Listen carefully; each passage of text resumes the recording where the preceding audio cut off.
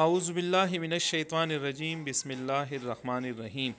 عزیز طلبہ، آج ہم جماعت دہم کی نثر کے حصے کا دوسرا سبق پرنانی کا خلاصہ پڑھیں گے۔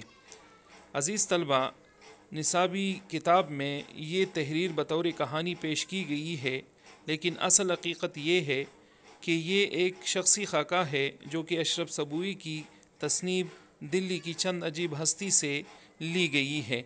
اس کتاب میں کل 15 شخصی خاکے تحریر کیے گئے ہیں، جن میں سے ایک پرنانی ہے۔ مصنف پرنانی کردار کے بارے میں کہتے ہیں کہ پرنانی کی عمر 125 سال تھی۔ گھر والوں کے علاوہ سارے محلے کے لوگ اسے پرنانی کہتے تھے۔ اس کی ساری عمر دہلی کے لال قلعے میں گزری تھی۔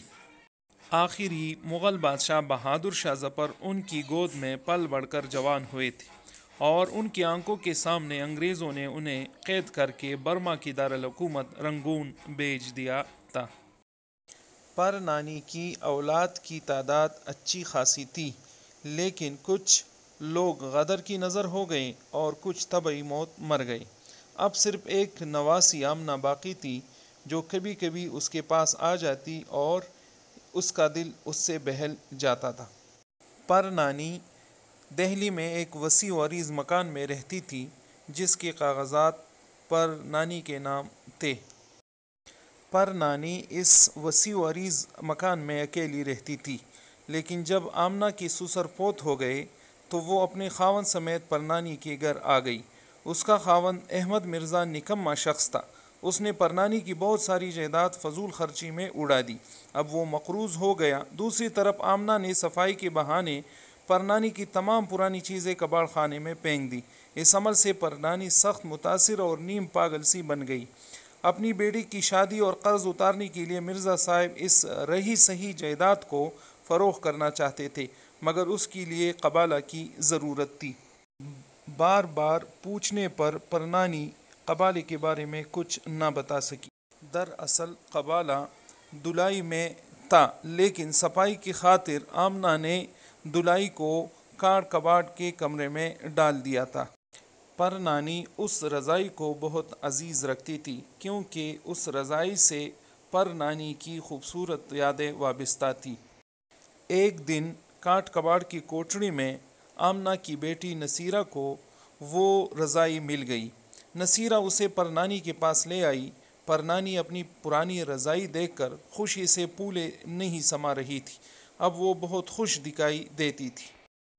ایک دن آمنہ اور اس کے شوہر نے بڑھیا کو خوش دیکھ کر ایک بار پھر مکان کے قبالے کا مطالبہ کیا۔ جب آمنہ پرنانی کے پاس آ کر بیٹھ گئی تو دیکھا کہ اس نے وہی گدڑی سینے سے لگا رکھی ہے۔ آمنہ نے پرنانی سے وہ پرانی گدڑی لے لی اور اپنی بیٹی نصیرہ سے کہا کہ بیٹی جاؤ نانی کے لیے نئی رضائی لے آؤ، لیکن بڑھیا نے اپنی پرانی گدڑی کی واپسی کا مطالبہ کیا اور کہا، بیٹی اس میں میرے بہت سے پھولوں کی خوشبو بسی ہوئی ہے۔ یہ سن کر آمنہ اور اس کے شوہر کی آنکھوں میں آنسو آ گئے اور گدڑی اسے واپس کر دی۔ پرنانی نے رضائی اپنے سامنے رکھی اور گدڑی میں لگے پیازی رنگ کے بڑے ٹکڑے کو ادھیڑتے ہوئے کہا، بچوں، یہ 1000 جامی کی دلائی نہیں بلکہ اس مکان کی قبالی کی قبر ہے، اور ایک کاغذ پیازی رنگ کے ٹکڑے کی اوٹ سے نکال کر آمنہ کے حوالے کیا اور کہا کہ باقی تمام جائیداد تم نے فروخت کر دی، لیکن اس مکان کے پیچھے نہ پڑنا، ورنہ پھر سر چھپانے کی جگہ نہیں ملے گی۔ لو، مکان کا قبالہ تمہیں مبارک ہو۔ اس طرح انہیں مکان کا قبالہ مل گیا اور پرنانی کو یقین ہو گیا کہ مرزا صاحب اپنے کرتوتوں سے باز آ گئے ہیں۔